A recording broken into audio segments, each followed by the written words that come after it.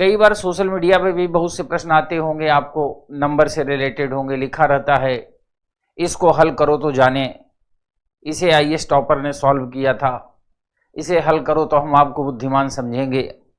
कई बार हमारे विद्यार्थी भी किसी न किसी माध्यम से मेरी जानकारी में भी ले आते हैं, तो उनको मैं समझाता हूं कि जो प्रश्न यूपीएससी में आएगा उसका अपना एक लॉजिक होगा, एक तर्क होगा।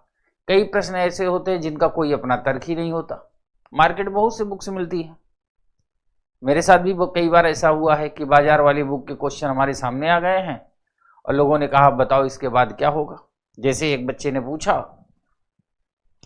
कि सर बताइए 8, 10, 12 इसके बाद क्या आएगा। अब ये मार्केट में बिकने वाले क्वेश्चन हैं बाबा टाइप के, तो जाहिर सी बात है जैसा मैं देख रहा हूं वैसा आप भी देख रहे हैं। 8, 2, 10, 12, 8, 2, 10, 10, 2, 12, तो 12, 2, 14 आएगा, यही आएगा। उसने कहा ना सर 14 नहीं आएगा। हमने कहा कितना आएगा? कहा बस 14 नहीं आएगा और कुछ भी आएगा। हमने कहा वो कैसे?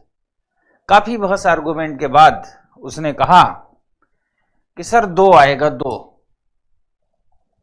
अब देखना ये बाबा टाइप का प्रश्न है। बाबा टाइप की बुक्स भी होती हैं, बाबा टाइप के स्टूडेंट भी होते हैं, बाबा तो बहुत होते हैं। आपके हॉस्टल में, पीजी में, अड़ोस पड़ोस में रहने वाले कोई भैया होंगे, दीदी होंगे, खतरनाक टाइप के, फिलोसफर टाइप के, काफी सीनियर होंगे, वो अपना ज्ञान बांटने के लिए ऐसे प्रश्न आपको दे सकते हैं। फिर आप इसमें उलझ जाएंगे, आप कहेंगे इसमें तो तिवारी सर ने पढ़ाया था लॉजिकली 8 + 2 = 10, 10 + 2 = 12, ये 2 कहां से आए? फिर वो बाबा जो होगा, भैया या दीदी, वो बताएंगे घड़ी 12 के डायल वाली घड़ी है, 8 बजेंगे 2 घंटे बाद 10 बजेंगे, 2 घंटे बाद 12 बजेंगे, उसके 2 घंटे बाद 2 बजेगा। अब बताओ ये कोई लॉजिक हुआ? नहीं हुआ, क्योंकि लॉजिक का मतलब होता है related to the general mental ability. General mental ability क्या है? सामान्य मानसिक योग्यता, कि जिसके पास थोड़ी सी समझ हो वो कर दे। ये मैं आपसे इसलिए शेयर कर रहा हूं कि आपके साथ भी इस तरह की घटनाएं घट सकती हैं। कई बार इस तरह के प्रश्न आपके सामने आ सकते हैं। दूसरा उदाहरण मैं आपको देता हूं। शुरुआत की बात है, मैं नया नया पढ़ाना शुरू किया था 2011 में। 2011 में CSET आया है, तब मैं पढ़ाना शुरू किया। तो मेरी उतनी उम्र भी नहीं थी, उतना अनुभव भी नहीं था, लेकिन पढ़ाता अच्छा था तब भी। तो एक बार एक जगह पढ़ा रहा था, बड़ी भीड़ थी, तब CSET क्वालिफाइंग नहीं था। जो लोग CSET अच्छा कर लेते थे वो सब आज की डेट में IAS हो गए 2011, 12, 13 में। तो CSET का ही जलवा था, क्योंकि 200 नंबर का CSET होता था, 200 का GS। जिनका CSET अच्छा होता था वो 200 में 180, 190 नंबर पाते थे, और GS में 40-50 नंबर भी पा जाते थे तो मेरिट में आगे आ जाते थे। जबकि इसके उल्टा क्या था कि जिनका CSET कमजोर होता था वो 50-60 नंबर पाते थे, और 50-60 ही GS में पाते थे, या मान लिया 70 पा जाते थे, तो बेचारे मेरिट में हमेशा नीचे रहते थे। तो नया नया पढ़ा रहा था, एक बच्चे ने मेरे से प्रश्न पूछा। मैं क्लास में पढ़ा रहा था, टॉपिक कोई और चल रहा था। उसने कहा सर एक प्रश्न का उत्तर दीजिए। हम कहा पूछो। भाई मैं टीचर हूं, मेरा काम है प्रश्न का उत्तर देना।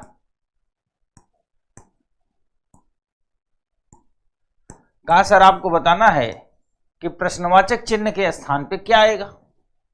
पूरी क्लास भरी थी, कम से कम 1,500 से 2,000 विद्यार्थी रहे होंगे।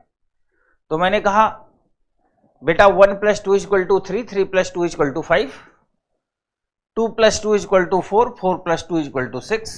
उसने कहा ना, गलत आंसर। फिर मुझे लगा हो सकता है गलत हो, क्योंकि मैंने हॉरिजेंटल चेक किया था। इस बार मैं फिर पलटा, वर्टिकल चेक किया। 1 + 1 = 2, 3 + 1 = 4, 5 + 1 = 6। मैंने कहा 6 ही आएगा। वो कहा ना सर 6 भी गलत है। मैं थोड़ी देर फिर देखा, हम कहा भाई ह्यूमन एरर है, मानवीय भूल है, कई बार हो जाती है गलती। भीड़ सामने बहुत ज्यादा है तो लोग देख के कई बार घबरा भी जाते हैं। अब जैसे हमने देखना शुरू किया तो मुझे लगा इसमें और कोई लॉजिक लग नहीं रहा, तो हमने कहा बेटा यही आएगा, 6 ही आएगा। उसने कहा नहीं सर, गलत आंसर। फिर उसने ये भी कहा कि कोई बात नहीं, आप हमारे टीचर हैं, मैं आपको रात भर सोचने का मौका देता हूं, कल सोच के बताना। मुझे बेइज्जती तो बहुत फील हुई, लेकिन क्या कर सकता था। हमने कहा कोई बात नहीं। मैं रात में आया, रात में 10 बजे से लेकर 2 बजे तक इसको अलग अलग एंगल से देखता रहा, 6 के अलावा कोई आंसर ही ना आए। बड़े मुश्किल से मैं सो पाया। दूसरे दिन मैं क्लास में गया तो मुझे लगा कि आज वो आया नहीं होगा, क्योंकि इस टाइप के जो खुराफाती बच्चे होते हो दूसरे दिन क्लास में नहीं होते। लेकिन इत्तेफाक से एकदम मेरे सामने बैठा था, उसको देखते ही मेरा कॉन्फिडेंस लूज हो गया। मैं सोचा अभी ये पूछ लेगा, फिर मैंने सोचा इसकी तरफ देखूंगा ही नहीं। लेकिन वो बीच बीच में ऐसे हाथ उठाए, देखना पड़ा। हमने कहा बताओ। कहा सर उसका आंसर आया जो कल दिया था। हमने कहा बेटा कल मैं एक शादी में चला गया था, बहुत बिजी था, तो इस वजह से देख नहीं पाएगा। कोई बात नहीं, आप हमारे गुरुजी हैं, टीचर हैं, सम्मान करता हूं, आपको एक दिन और दिया। बेइज्जती तब भी हुई, लेकिन क्या करता। तीसरे दिन जब वो लड़का क्लास में बैठा था तो मैंने कहा कि भाई मैं हाथ जोड़ता हूं, आप ही बता दो प्रभु, क्योंकि मेरे पास अब कोई रास्ता नहीं बचा था। वो खड़ा हुआ, कहा सर बस 30 सेकंड में बताता हूं। हमने कहा बताओ। कहा गाड़ी का गियर है, पहला गियर, दूसरा गियर, तीसरा गियर, चौथा गियर, 5वां गियर और ये रिवर्स गियर आ रहेगा। इसके बाद अब सोचो मेरे ऊपर क्या गुजरी होगी। तो इतने बाबाओं के थॉट से गुजरने के बाद मैंने उस दिन ये कसम खाई कि मेरा कोई भी विद्यार्थी बाबा नहीं बनने पाएगा। उसको हम इतना बताएंगे कि यूपीएससी के प्रश्न हमेशा लॉजिकल होंगे, यूपीएससी के प्रश्न हमेशा जनरल मेंटल एबिलिटी से होंगे। जनरल मेंटल एबिलिटी का मतलब होता है सामान्य मानसिक योग्यता, यानी ऐसे प्रश्न जो कोई भी सामान्य व्यक्ति जो पागल ना हो वो उसको कर ले, उसे क्या कहते हैं, सामान्य मानसिक योग्यता। अब हम आपको उसी की दुनिया में ले चलते हैं। ये छोटी सी कहानी थी। अब इस पूरे टॉपिक के जितने भी प्रश्न हम पढ़ेंगे कोई फार्मूला यूज नहीं करेंगे, नो एनी फार्मूला, कोई फार्मूला नहीं।